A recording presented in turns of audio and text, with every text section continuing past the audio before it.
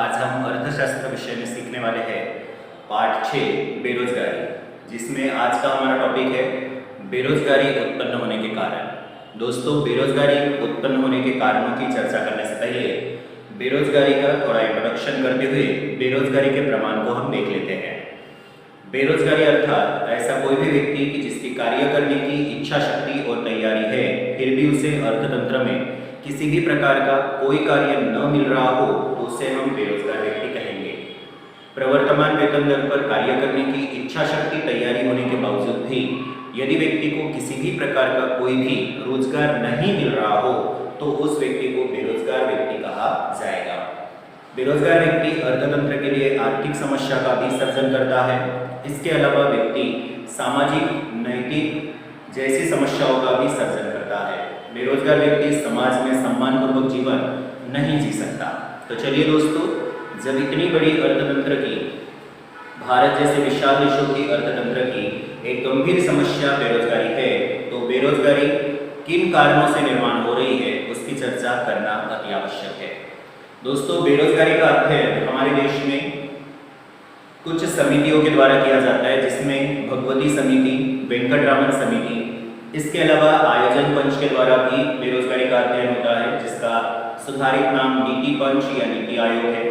इसके अलावा CSO, central statistical organisation, NSSO, national sample survey organisation के द्वारा भी समय समय पर बेरोजगारी का अध्ययन किया जा रहा है। बेरोजगारी का अध्ययन करने के पीछे मुख्य उद्देश्य इतना ही है कि अर्थतंत्र में यदि बेरोजगारी का प्रमाण सही प्रमाण में जांचा गया या सही प्रमाण में मिला तो बेरोजगारी के कारणों का पता लगाकर बेरोजगारी घटाने पर विचार विमर्श किया जा सकता है और प्रभावशाली उपाय भी किए जा सकते हैं। तो भगवती समिति, वेंकटरामन समिति, आयोजन पंच, सीएसओ और एनएसएसओ के द्वारा कुछ आंकड़े प्रस्तुत किए गए, जिसमें पहली पंचवार्षिक योजना के अंत में यानी कि 1951 से लेकर 1956 के अंत में हमारे देश में 53 लाख यानी कि 53 लाख लोग बेरोजगार रहे। वही दोस्तों, 9वीं पंचवार्षिक योजना के अंत में जब सन 2002 और 10वीं योजना की शुरुआत में यानी कि 2007 तक हमारे देश में 348.5 लाख लोग बेरोजगार बने। उसके बीच का भी एक आंकड़ा है, 1974 में यानी जब 5वीं पंचवार्षिक योजना चली उस समय हमारे देश में बेरोजगारी का प्रमाण था 304 लाख लोग। अब इतने ज्यादा लोग बेरोजगार है, 348.5 लाख लोग मतलब 3 करोड़ से ज्यादा लोग, 3.5 करोड़ जितने लोग यदि अर्थतंत्र के बेरोजगार बनते हैं तो इनकी आय एकदम कम है। आय कम और या तो आय बिल्कुल ही नहीं, तो फिर ये व्यक्ति अपनी आवश्यकताओं को पूर्ण कैसे करेंगे, और इसीलिए ऐसे व्यक्ति अर्थतंत्र के लिए समस्या का सर्जन करता है। और इसीलिए दोस्तों, बेरोजगारी के अध्ययन से हम इतना ही कह सकते हैं कि देश में प्रभावशाली उपाय किए जाने के बावजूद भी अर्थतंत्र में से बेरोजगारी का प्रमाण घटने के बजाय दिन ब दिन बढ़ता ही जा रहा है। तो इनके कारण क्या हो सकते हैं? तो इनके मुख्य कारणों में सबसे पहला कारण है जनसंख्या वृद्धि का ऊंचा दर, दूसरा कारण है रोजगार के अवसरों में मंद बढ़ोतरी, तीसरा कारण है प्रति व्यक्ति उपभोग खर्च नीचा, जिसके कारण व्यक्ति अपनी आवश्यकता पूर्ण नहीं कर रहे हैं, बचत कम हो रही है, निवेश कम हो रहा है। ऐसे कई सारे कारण जिम्मेदार हैं। तो इन्हीं कारणों की चर्चा आज के क्लास में की जाएगी। तो चलिए दोस्तों, सबसे पहले वाले कारण पे आते हैं। पहला कारण है जनसंख्या वृद्धि का ऊंचा दर। हमारे अर्थतंत्र में आयोजन काल के बाद यानी कि आयोजन की जब शुरुआत की गई 1951, उसके बाद में देश में स्वास्थ्य विषयक सुविधाओं में बढ़ोतरी हुई, जिस कारण जन्म दर का प्रमाण तो बढ़ा और मृत्यु दर का प्रमाण घटता गया। मृत्यु दर का प्रमाण तीव्र गति से घटने के कारण जनसंख्या का प्रमाण तेजी से बढ़ा। जितनी तेजी से जनसंख्या बढ़ रही है, अर्थतंत्र में उतने प्रमाण में रोजगार का सर्जन नहीं हो रहा है, जिस कारण श्रम आपूर्ति तो तेजी से बढ़ रही है, क्योंकि जितनी जनसंख्या तेजी से बढ़ेगी उतना ही श्रम की आपूर्ति भी तेजी से बढ़ेगी, किंतु बढ़ी हुई श्रम की आपूर्ति को रोजगार दे सके इतनी क्षमता हमारे अर्थतंत्र में न होने के कारण प्रत्येक वर्ष के अंत में लोगों को संपूर्ण रूप से बेरोजगार रहना पड़ रहा है। यह सबसे पहला कारण है। अंदाज के आंकड़ों के आधार पर प्रतिवर्ष भारत में 1,70,00,000 जितनी आबादी यानी कि लगभग 1.25 करोड़ जितनी आबादी बढ़ती है। ये सभी श्रमिक बनकर बाहर आते हैं जिन्हें अर्थतंत्र में कार्य चाहिए, किंतु अर्थतंत्र की कमजोर कार्यक्षमता के कारण इन सभी लोगों को रोजगार नहीं मिल पाता, जिस कारण प्रत्येक योजना के अंत में कहीं ना कहीं लोगों को बेरोजगार होना पड़ता है। और यही एक पहला और महत्वपूर्ण कारण है। जनसंख्या वृद्धि का ऊंचा दर होने के कारण श्रम आपूर्ति तेजी से बढ़ती है। अर्थतंत्र की कमजोर कार्यक्षमता के कारण सभी लोगों को रोजगार नहीं मिल पाता, परिणाम स्वरूप देश में बेकारी बढ़ रही है। चलिए दोस्तों, बढ़ते हैं दूसरे वाले कारण पर। दूसरा वाला कारण है रोजगार के अवसरों में मंद बढ़ोतरी। कहा जाता है कि किसी भी देश का आर्थिक विकास और रोजगार का प्रमाण में सीधा संबंध होता है, किंतु भारत देश में देश का आर्थिक विकास तो तेजी से हो रहा है, किंतु रोजगार के अवसरों का सर्जन नहीं हो रहा है। पहले 3 दशकों की अगर हम बात करें 1950, 60, 70 और 80 की, उस समय देश की विकास की दर 3.5% जितनी कम थी। समय के साथ साथ विकास की दर बढ़ती गई। सन 2002 में यानी कि 10वीं पंचवार्षिक योजना की शुरुआत में 7.6% जितनी आर्थिक विकास की दर रही, और उसके बाद 2007 में हमारे देश की जब 11वीं पंचवार्षिक योजना चल रही थी, उस समय 7.8% आर्थिक विकास की दर प्राप्त होने के बावजूद भी अर्थतंत्र में रोजगार के अवसरों का सर्जन नहीं हुआ, जिस कारण लोगों को बेरोजगार रहना पड़ रहा है। बेरोजगारी का एकमात्र कारण यही है दोस्तों कि अर्थतंत्र में रोजगार के अवसरों का प्रमाण धीमी गति से बढ़ना। अर्थतंत्र का विकास का दर जितना तेजी से बढ़ता है, कहते हैं कि विकास का दर तेजी से बढ़ा तो अर्थतंत्र में रोजगार के अवसर भी सर्जित होंगे, लेकिन हमारे विकास की दर बढ़ने के बावजूद भी रोजगार के अवसरों में कोई सुधार नहीं हुआ या रोजगार के अवसर नहीं बढ़े। इसके पीछे कुछ कारण है। हमारे देश के 2 मुख्य क्षेत्र जो उत्पादन में सक्रिय योगदान देते हैं, एक कृषि और दूसरा उद्योग। कृषि क्षेत्र में हरित क्रांति लाई गई, जिसके कारण उत्पादन का प्रमाण तेजी से बढ़ा। हरित क्रांति आने से कृषि क्षेत्र में मुख्य फसलों में उत्पादन का प्रमाण 3 से 4 गुना बढ़ने के बावजूद भी हरित क्रांति संपूर्णतः नई टेक्नोलॉजी के द्वारा अमल में लाई गई, जिस कारण परंपरागत रूप में जितने किसानों को रोजगार मिलता था, उतने किसानों को अब रोजगार नहीं मिलता। तो एक साइड में हरित क्रांति आने से देश का उत्पादन बढ़ रहा है, लेकिन दूसरे साइड में रोजगार का प्रमाण घट रहा है। उत्पादन जितना बढ़ेगा उतना ही तेजी से देश का विकास होगा, लेकिन रोजगार नहीं बढ़ेगा या नहीं बढ़ रहा है। हमारे देश का दूसरा क्षेत्र जो है उद्योग क्षेत्र। उद्योग क्षेत्र में बड़े बड़े आधारभूत उद्योगों में टेक्नोलॉजिकल क्रांति होने के कारण पूंजी प्रधान उत्पादन पद्धति का अमल में लाया गया। पूंजी प्रधान उत्पादन पद्धति उद्योगों में अमल में लाने से वहां यंत्रों के द्वारा अधिक से अधिक उत्पादन किया गया, जिस कारण देश की राष्ट्रीय आय तो तेजी से बढ़ी, लेकिन अर्थतंत्र में उत्पादन यंत्रों के कारण होने से लोगों को पर्याप्त समय का रोजगार नहीं मिला। कहने का आशय यह है दोस्तों कि अर्थतंत्र में रोजगार के अवसर धीमी गति से बढ़ने के कारण जनसंख्या का प्रमाण ऊंचा है, तो जनसंख्या को रोजगार अधिक से अधिक चाहिए, लेकिन अर्थतंत्र में रोजगार के अवसर धीमी गति से बढ़ने के कारण सभी लोगों को रोजगार नहीं मिल पाया, जिस कारण अर्थतंत्र में बेरोजगारी का प्रमाण बढ़ता गया। चलिए मित्रों, अब बढ़ते हैं बेरोजगारी का कारण नंबर 3। तीसरा कारण है बचत और पूंजी निवेश का नीचा दर। एक और हमारे देश की राष्ट्रीय आय दिन ब दिन बढ़ती जा रही है, किंतु उतना ही ज्यादा अर्थतंत्र में स्वास्थ्य विषयक सुविधाओं में बढ़ोतरी होने से मृत्यु दर का प्रमाण तेजी से घट रहा है, जबकि जन्म दर का प्रमाण उतना तेजी से न घटने के कारण जनसंख्या वृद्धि की दर भी तेज है। तो दोस्तों, यदि देश की राष्ट्रीय आय की वृद्धि दर से ज्यादा अर्थतंत्र में जनसंख्या की दर ज्यादा रही, तो प्रति व्यक्ति आय का प्रमाण धीमी गति से बढ़ता है। यदि प्रति व्यक्ति आय नीची रही या धीमी गति से बढ़ रही हो और अर्थतंत्र में जनसंख्या का प्रमाण अधिक हो, तो प्रति व्यक्ति आय में से मैक्सिमम आय यानी कि ज्यादा से ज्यादा आय आवश्यकताओं पर ही खर्च हो जाती है। परिवार का निभाव खर्च पर ही परिवार की आय मैक्सिमम रूप से खर्च होने के कारण बचत का प्रमाण एकदम कम रहता है।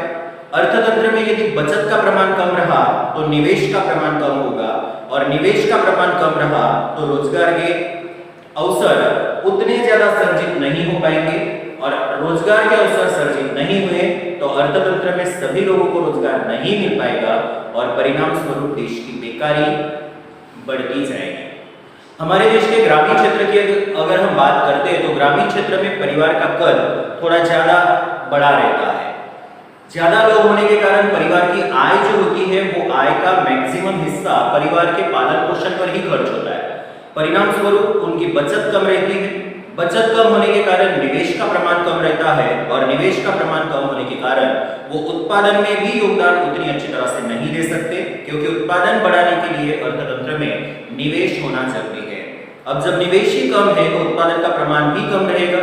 उत्पादन का प्रमाण कम होने के कारण उत्पादन की प्रक्रिया में श्रमिकों को रोजगार नहीं दे पाते। परिणाम स्वरूप देश में बेरोजगारी का प्रमाण बढ़ता जाता है। तो ये कारण नंबर 3 है। मित्रों, कारण नंबर 4 है पूंजी प्रधान उत्पादन पद्धति। देश का तेजी से विकास करने के लिए सरकार ने दूसरी पंचवार्षिक योजना से ही पूंजी प्रधान उत्पादन पद्धति अपनाकर बड़े-बड़े आधारभूत उद्योगों को अधिक से अधिक महत्व दिया।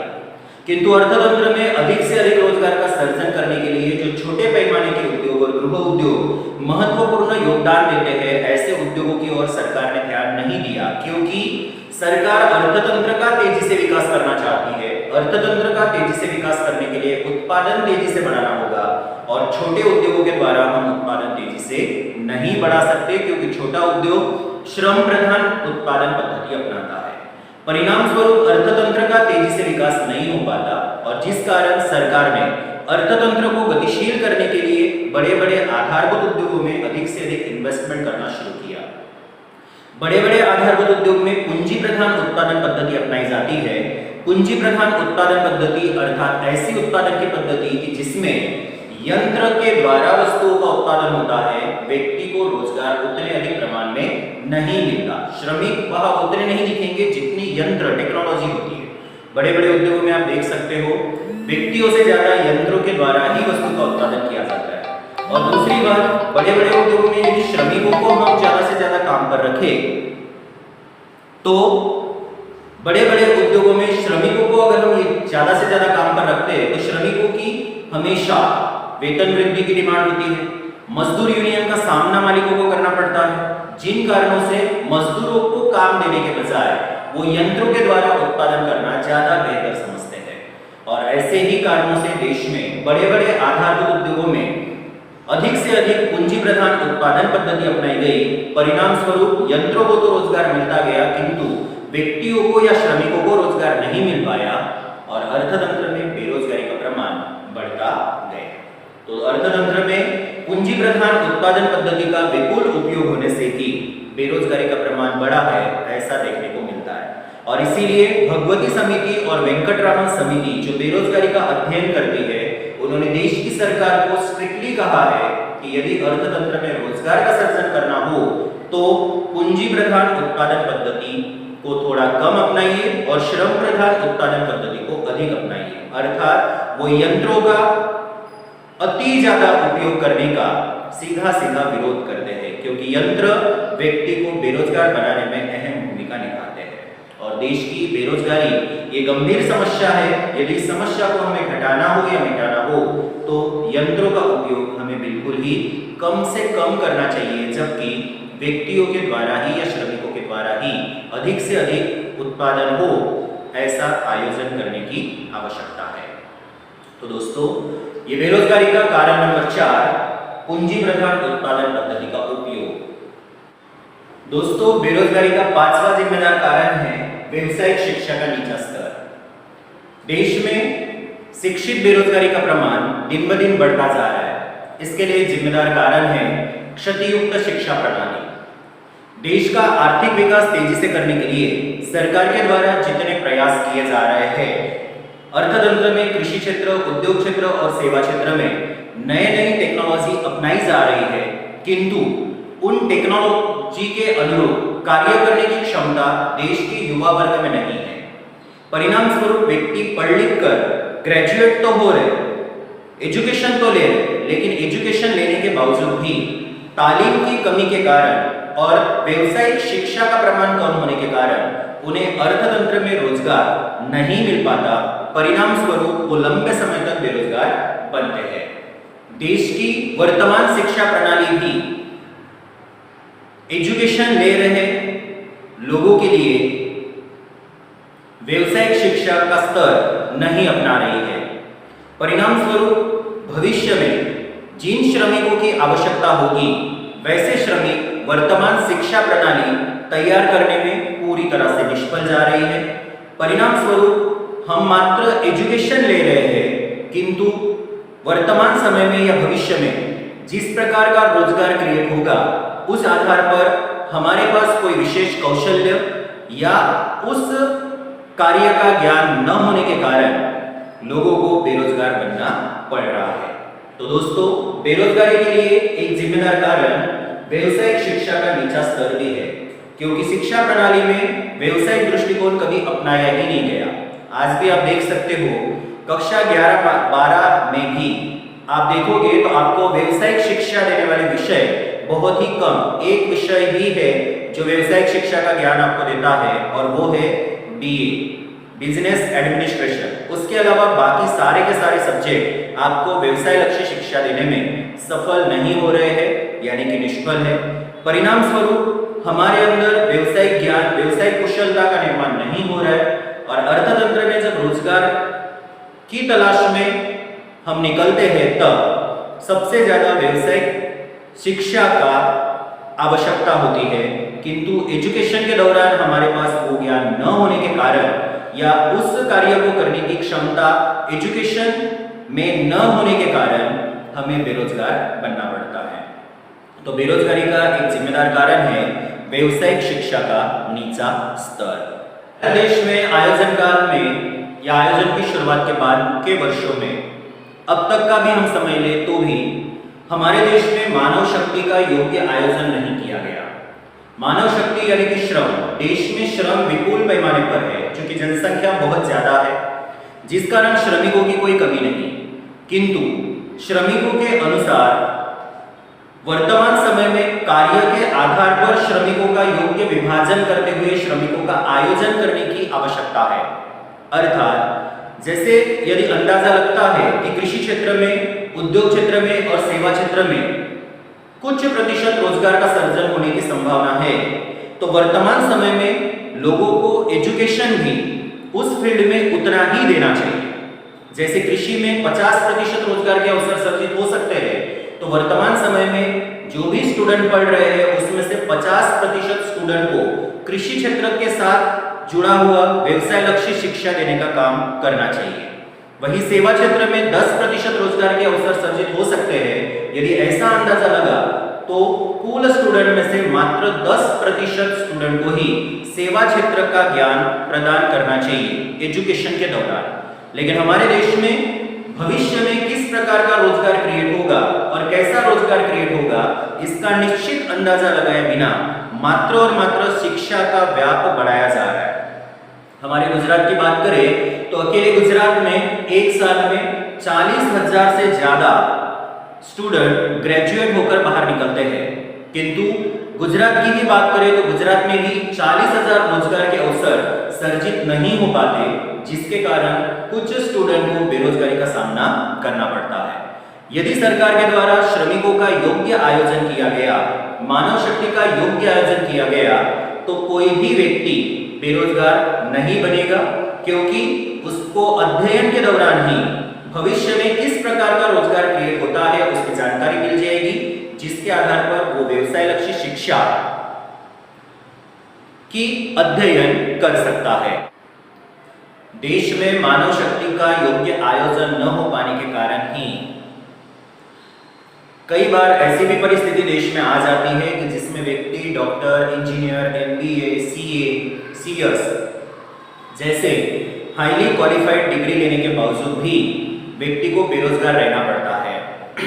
परिणाम स्वरूप देश के ऐसे जो बौद्धिक वर्ग जो देश के अर्थतंत्र में मैक्सिमम योगदान दे सकते हैं विकास करने के लिए, वैसे लोग भी रोजगार के अभाव में हमारा देश छोड़कर विदेशों की ओर आकर्षित होकर चले जाते हैं, जिसे वर्तमान समय में ड्रेन ऑफ ब्रेन के नाम से जानते हैं, क्योंकि पढ़ लिख लेने के बावजूद भी उनके व्यावसायिक शिक्षा के अनुरूप उन्हें भारतीय अर्थतंत्र में उचित रोजगार की प्राप्ति नहीं होती, जिस कारण विदेशों की ओर वो चले जाते हैं।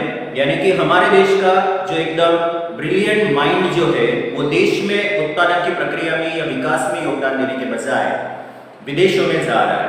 और यही एक कारण है दोस्तों कि वर्तमान समय में शिक्षा रूपी धन, बौद्धिक धन जो है वो देश में रहने के बजाय देश के बाहर जा रहा है, जिसका उपयोग करके विदेशी कंट्री जो है वो आगे बढ़ रहे हैं और हम पढ़ लिख कर अपने ज्ञान का उपयोग देश को न देकर विदेशों को देकर विदेशों को आगे बढ़ा रहे हैं, जबकि भारत देश विकास की प्रक्रिया में पीछे रह रहा है।